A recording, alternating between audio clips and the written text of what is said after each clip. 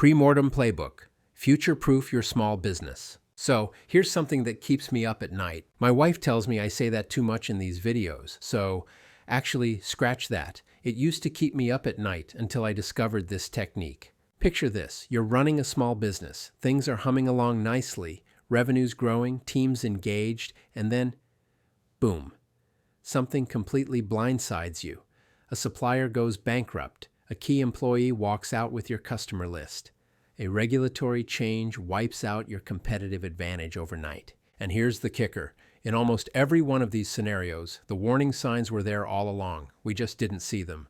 Or more accurately, we didn't look for them in the right way. That's what we're tackling today. I'm going to walk you through the pre-mortem playbook, and I promise you, this isn't some MBA buzzword of the week. This is a practical, tactical framework that top-tier strategists use to simulate failure before it happens. Think of it as time traveling to your business's worst-case scenario, then coming back with a roadmap to prevent it.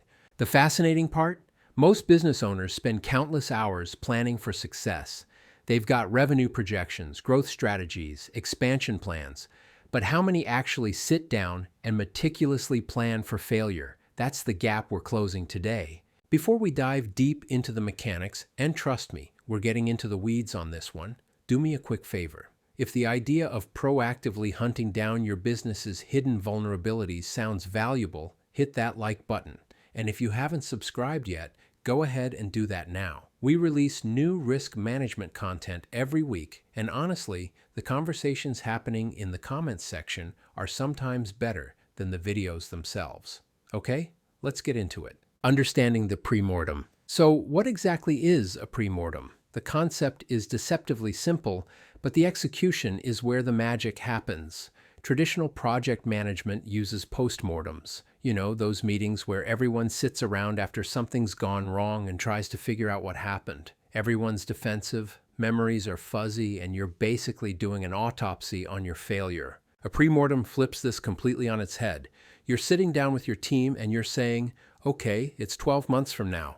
Our business has failed spectacularly. The doors are locked, customers have left, the bank account's empty. What happened?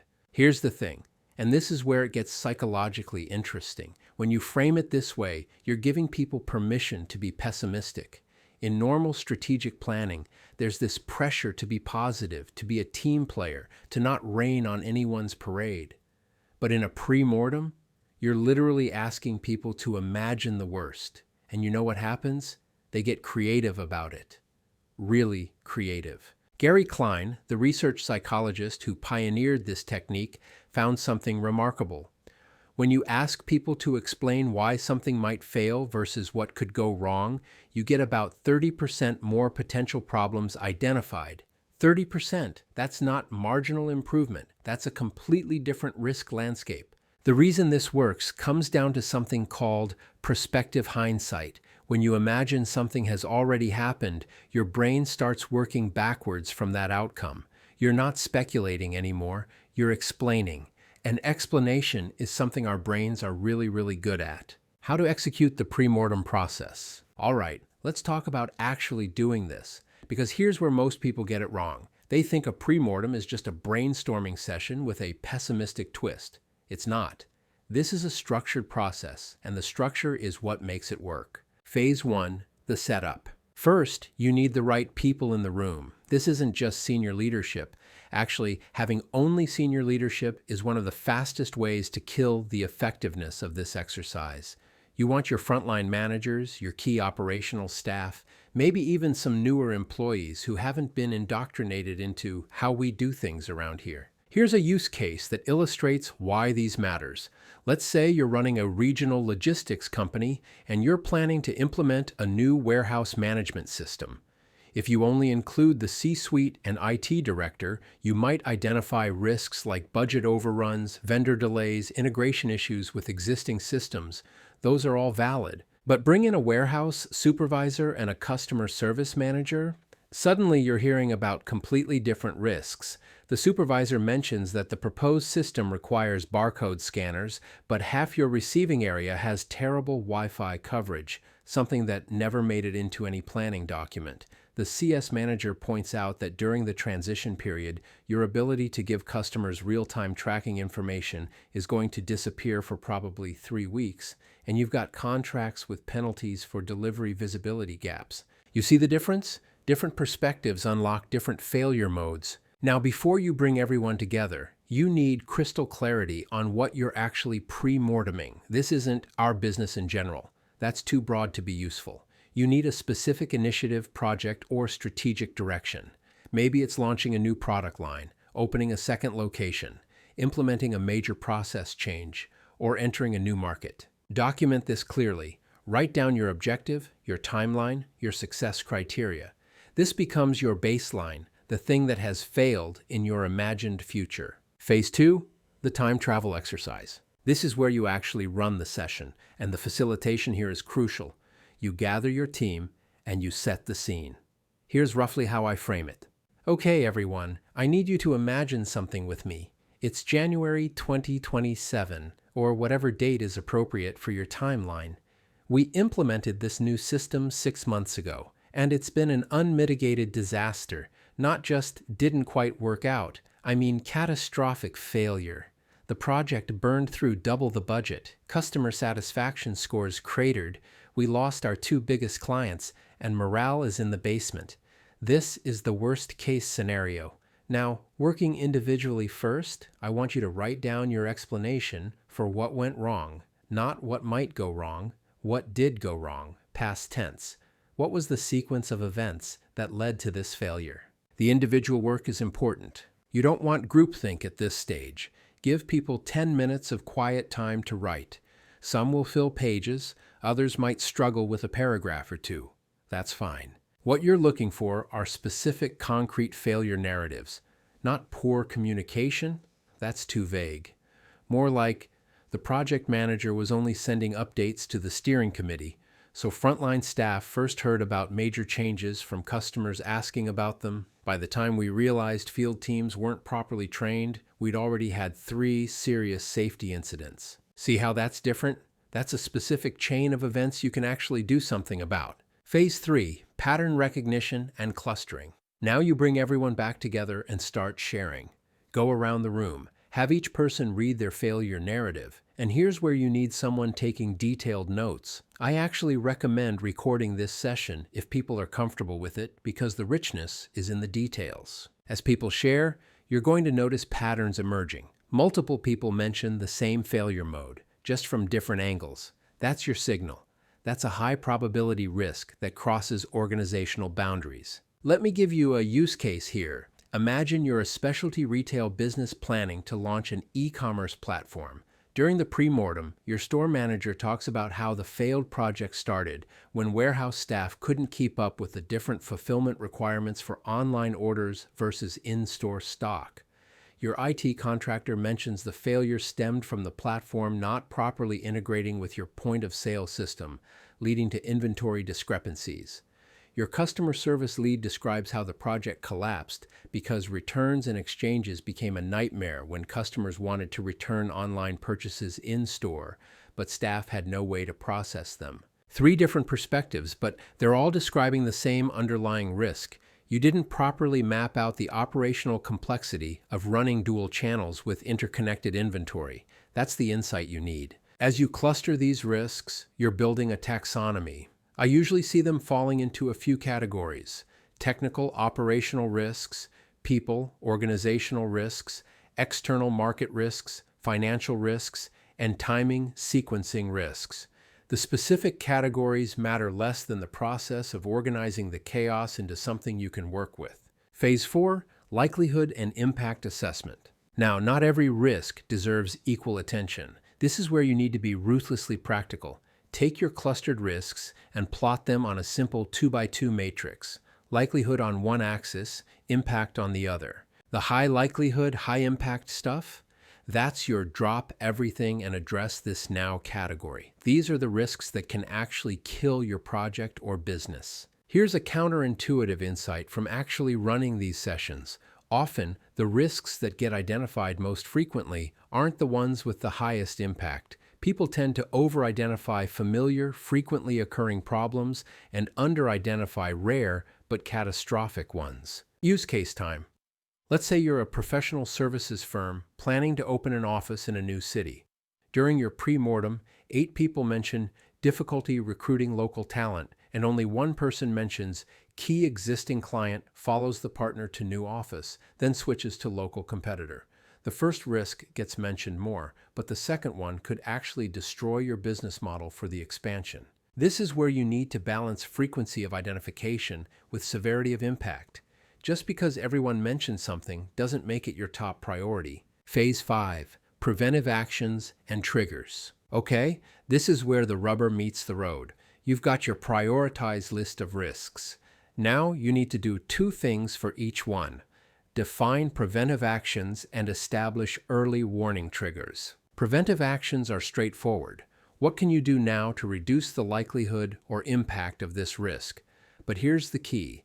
They need to be specific, assigned to someone, and have a deadline. Improved communication isn't a preventive action. Create weekly cross-functional stand-ups between OPs, IT, and customer service, facilitated by Sarah, starting next Monday. That's a preventive action.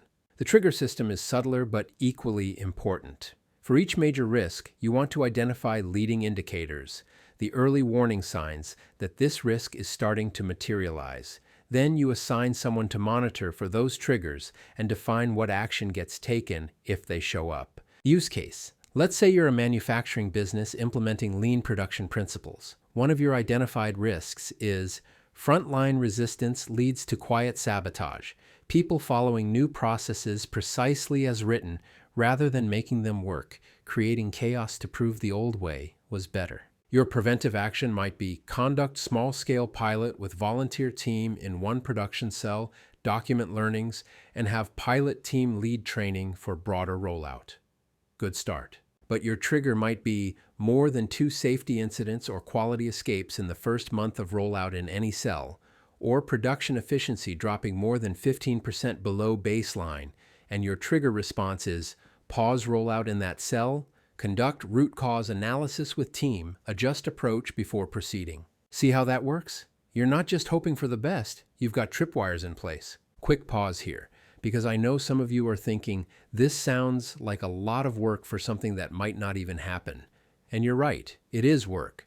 But here's the thing, the most expensive work is the work you do after something's already gone wrong. If this content is giving you specific ideas for risks you need to address in your own business, drop a comment below and tell me what they are. I read every single comment, and honestly, the collective intelligence in this community is incredible. Okay, back to it. The critical nuances. What makes or breaks the process? Let me share some of the gotchas I've learned from both running these sessions and seeing them done poorly. First, psychological safety is everything.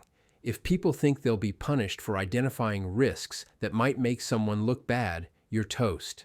The whole point is to surface uncomfortable truths before they become disasters. This means leadership has to explicitly create permission for bad news. You might need to establish ground rules. Nothing said in this session will be held against anyone. We're here to identify risks, not assign blame. Second gotcha. The planning fallacy still applies. Even in a pre-mortem, people tend to imagine failures that are basically, we didn't try hard enough, or we ran out of time. Those are boring failures. The valuable insights come from structural failures, misaligned incentives, conflicting priorities, hidden dependencies, ecosystem changes you can't control. You need to actively push people past the obvious. When someone says, we failed because we didn't allocate enough budget, the follow-up question is, why didn't we? What specific thing happened that consumed the budget? What decision point did we miss? Keep digging until you get to something concrete and actionable. Third, and this is huge, documentation matters. You can run the most brilliant pre-mortem session in the world, but if someone doesn't capture the outputs in a usable format, you've just had an expensive conversation. You need someone documenting identified risks, preventive actions, ownership, timelines, and triggers. This document becomes a living risk register that you revisit regularly. And finally, actually follow through. This seems obvious, but you'd be amazed how many organizations run a pre-mortem, generate this incredible list of insights and preventive actions, and then nothing happens. The urgent overwhelms the important. People get busy, and 6 months later they're dealing with exactly the failures they identified. The preventive actions need to go into your actual project plan with the same rigor as any other deliverable. The trigger monitoring needs to be someone's actual responsibility. This can't be a side-of-desk activity. The deeper value, beyond risk identification. Here's something interesting that I've noticed. The value of a pre-mortem often isn't even the specific risks you identify. It's the mental model shift it creates. When you regularly practice imagining failure, you become better at seeing weak signals in real time. Your team develops a shared vocabulary for discussing risk without it feeling like negativity or disloyalty. You create organizational permission to challenge assumptions and speak up when something feels wrong. I've seen this play out in a fascinating way with one use case involving a software company planning a major platform migration. They ran a thorough pre-mortem, identified about 20 significant risks, built preventive actions for all of them. And you know what happened? During the actual implementation, only about half of the risks they identified actually materialized. But here's the thing, because they'd practiced thinking through failure modes when new unexpected problems popped up, the team was able to quickly recognize them, assess their impact, and adapt. They'd built the muscle memory for risk thinking. The pre-mortem also does something subtle to your planning process. It forces you to confront the gap between your aspirational plan and operational reality. You might have a beautiful strategy that looks great in PowerPoint, but when you imagine it failing, you realize you're depending on 3 different departments coordinating perfectly, despite the fact that they've never successfully coordinated before. That's useful information. And there's one more dimension to this that I think is underappreciated. The pre-mortem gives voice to your skeptics and worriers. Every organization has people who tend toward caution, who see the problems before they see the opportunities.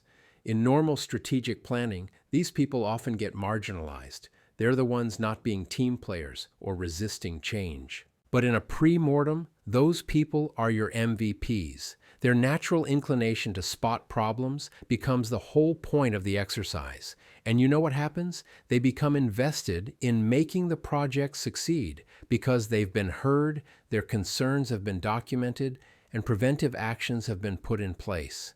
You've converted skeptics into engaged participants. Practical implementation, making this real. So, let's talk about actually implementing this in your business, because the gap between this sounds useful and we actually do this is where most good ideas die. Start small.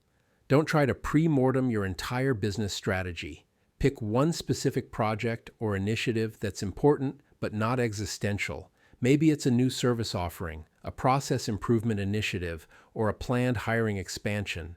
Something with defined scope and timeline. Block out 3 hours on the calendar. Yes, 3 hours. I know that feels like a lot, but this isn't something you can rush through in a 1-hour meeting between other things. You need time for individual reflection, group discussion, clustering, and action planning. Get your materials ready beforehand. You'll need a clear problem statement, one page that describes the initiative, the objectives, the timeline, and the success criteria. Send this to participants at least 2 days before the session so they have time to think. For the session itself, here's my recommended structure. Start with 15 minutes of context setting and instructions, then 20 minutes of individual work writing failure narratives, 30 minutes for sharing and discussion. This might run longer, that's okay. 20 minutes for clustering and categorization, 30 minutes for likelihood and impact assessment, and 45 minutes for developing preventive actions and triggers. Build in breaks. People's brains need them. The facilitator role is critical, and it probably shouldn't be the project sponsor. You want someone who can remain neutral, push for specificity, prevent groupthink, and ensure quieter voices get heard. If you don't have someone internal who can do this, it might be worth bringing in an external facilitator for your first few sessions. After the session, someone needs to own converting the outputs into a formal risk register. This should include identified risk, likelihood rating, impact rating, preventive action, owner, deadline, trigger indicators, and trigger response. This becomes a living document that gets reviewed at regular project checkpoints. And here's a pro tip. Schedule a half-mortem at the midpoint of your initiative. Bring the team back together, review the original risk register, see which risks have materialized and which haven't, identify any new risks that have emerged, and adjust your preventive actions accordingly. The pre-mortem isn't a one-and-done exercise. It's the beginning of continuous risk monitoring. Closing and call to action. Look, here's the reality. Your small business is operating in an environment of irreducible uncertainty. You can't predict every problem, you can't prevent every failure, and you definitely can't control everything that impacts your success. But what you can do is dramatically improve your odds. You can move from reactive crisis management to proactive risk mitigation. You can create a culture where speaking up about problems is rewarded rather than punished. And you can build the organizational capability to spot weak signals before they become strong problems. The pre-mortem playbook isn't magic. It's not going to identify every risk, and it won't guarantee success. But it will give you a structured process for doing something that most small businesses never do. Systematically imagining what could go wrong and taking action to prevent it. So here's my challenge for you. Pick one thing in the next month. One project, one initiative, one strategic decision, and run a pre-mortem on it. Get your team together, imagine the failure, work backwards to figure out how you got there, and build your preventive actions. Document the whole process. Then come back to this video in 3 months and leave a comment telling me what happened. What risks did you identify? Which ones materialized? What did you prevent? And if you found this valuable, share it with another small business owner who's planning something big. Because the best risk mitigation strategy is having peers who challenge your thinking and help you see your blind spots. The pre-mortem playbook works, but only if you actually use it. The question is, are you going to wait until failure finds you, or are you going to go hunt it down first? Thanks for watching. I'll see you in the next video.